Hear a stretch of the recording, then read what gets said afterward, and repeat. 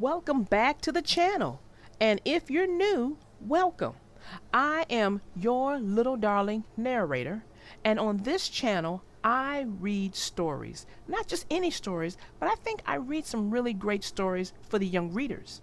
And if you are not subscribed to this channel, I strongly recommend you go ahead and you subscribe, because all we do here are read good stories for the young readers.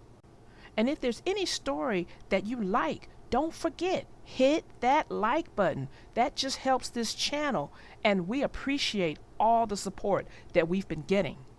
So stay tuned.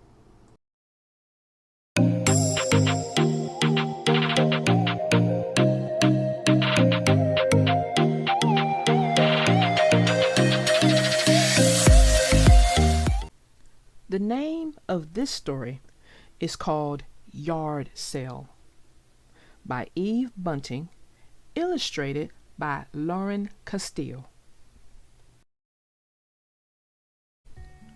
Almost everything we own is spread out in our front yard. It is all for sale. We are moving to a small apartment. Small but nice, my mother told me. She and Dad took me to see it. He showed me the fun bed that came down from the wall. "Look," he said. "It's right in the living room." "It's all nice," I said, but it didn't feel like ours. Today, there were a lot of people walking around our front yard, picking up things, asking the price, though Mom and Dad already put prices on them. "How much for this?" a woman asked, touching the headboard off my bed. $10, my mother says. The woman sniffs. "But look, someone has put crayon marks on it. I'll give you $5. My mom sighs. "All right. I wish I hadn't put the crayon marks on there. They were to show how many times I had read Goodnight Moon." My best friend Sarah and her little brother Petey came over from their house next door. They're both still in their PJs. "You got a lot of people," Sarah says. "That's good." I nod. I suddenly see a man loading my bike into the back of his truck. I rush over to him and I grab one of the wheels. I'm really angry. "You can't take this," I say, pulling on it. "It's mine."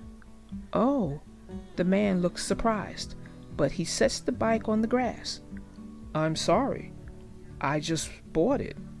Was it not meant to be for sale?"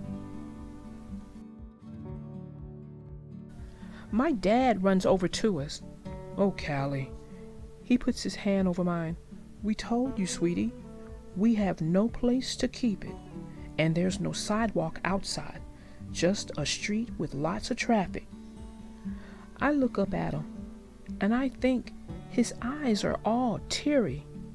But probably not. My dad doesn't cry.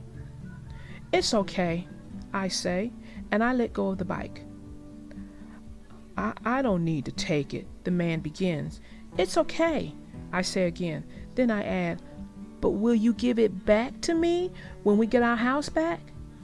The man smiles. "Definitely." I walk back to Sarah. "I wish you didn't have to go," she mutters. "Why do you, anyway?" I shrug. "I don't know. It's something to do with money." Sarah picks up Petey's pacifier, which she has dropped, and sticks it back in his mouth before he can scream. "I don't get it," she says. "I don't exactly either." Sarah stares at me.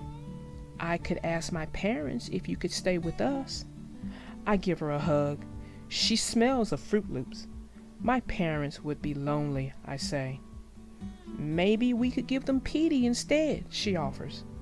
No offense, I say, but I'd miss my mom and dad. Is this for sale? A man asks me. He's pointing at a red geranium in a big blue pot. For a minute, I feel important. I think so, I say, but you'd better talk to my dad. Over there, I point. Dad smiles at the man. It's for sale if you can move it. It's pretty heavy. The man rolls it on wheels he brought and heaves it into his truck. Almost everything is gone. Anything that's left, my dad is selling cheap. He and my mom look droopy. My dad is rubbing my mom's back.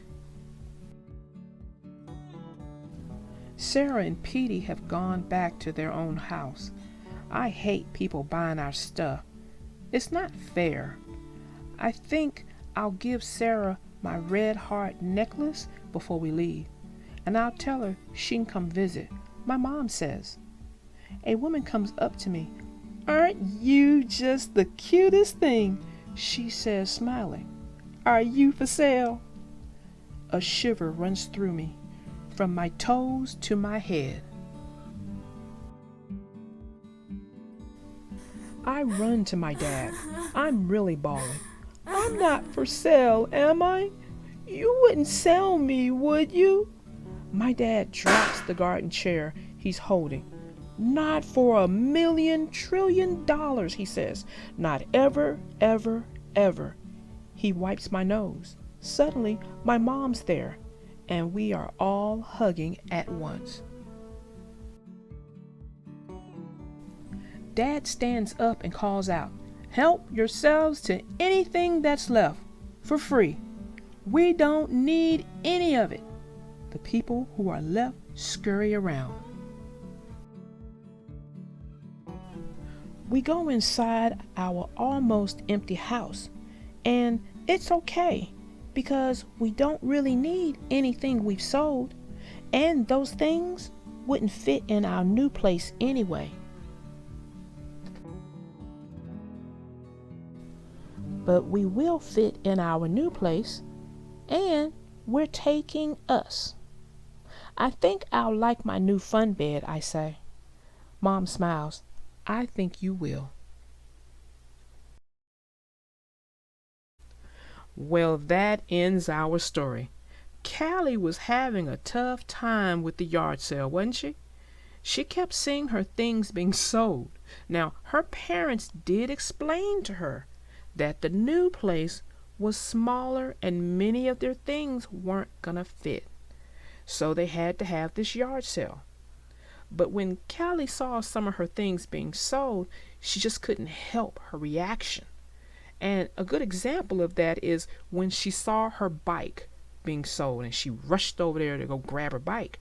And her dad had to get over there and, in a comforting way, remind her that there was no room for her bike in the new place. But what really drove Callie over the edge was when one of the customers, y'all remember the lady that came up and was being just really nice and just in a nice teasing kind of way, asked Callie, was she for sale because she was so cute? Well, Callie didn't see it that way. She saw something else, and that is something that just was, for a moment, she thought her parents were actually selling her too. Now that broke her parents' heart because they love Callie and they love her to death. They love her. Now, the moral of this story is it's where you're loved. That's where your home. Your home is where you're loved, not where your things are. And that was one of the things you really saw when the parents, when they realized she thought that she was being sold just from that comment, that the family had that big hug. And that was where you really get the moral of the story. So until next time, my young readers, I am your little darling narrator, out.